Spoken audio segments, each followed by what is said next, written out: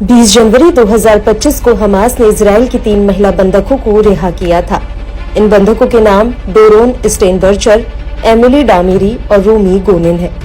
ये तीनों जब हमास की कैद से रिहा हो रही थी तो इनके चेहरे पर दोबारा घर लौटने की एक अनोखी मुस्कान थी। दरअसल ये महिलाएं पूरे 471 दिन तक हमास की कैद में रही थी।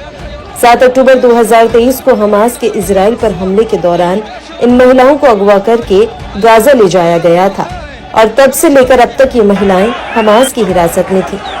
लेकिन जब इनकी रिहाई हो रही थी तो उस वक्त इन तीनों के हाथों में एक बैग नजर आ रहा था जिन्हें हमास के लड़ाकों ने इन्हें दिया था। हालांकि उस वक्त मीडिया और किसी की निगाह इनके बैग पर नहीं पड़ी, लेकिन जब इजराइल जाकर इन बंधकों ने हमास के दिए गए इन बैग्स को खोला तो उनमें ऐसी चीजें निकली जिन्हें देखकर सब हैरान रह गए।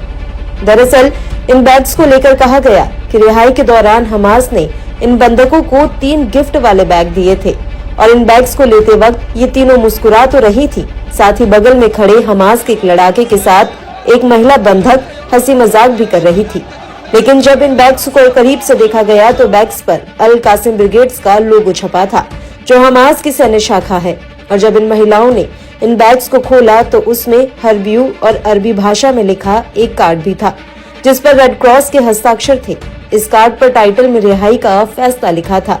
इस कागजात पर रेड क्रिसेंट के एक प्रतिनिधि ने हस्ताक्षर भी किए थे। वह इन बैग्स को लेकर इजरायली मीडिया का कहना है कि इन बैग्स में बंधकों की तस्वीरें भी थी जो इनके कैद में रहने के दौरान ली गई थी।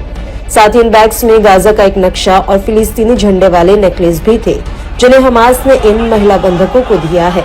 हालांकि इन गिफ्ट बैग को लेकर इजरायली मीडिया ने इन्हें हमास का एक प्रोपेगेंडा बताया है, लेकिन सोशल मीडिया पर कुछ लोग कह रहे हैं कि हमास ने इजरायली बंधकों को जिस अवस्था में रिहा किया उसके मुकाबले इजराइल द्वारा छोड़े जाने वाले फिलिस्तीनी बंधकों के हाव भाव से उनके साथ हुए दुर्व्यवहार का साफ पता चलता है।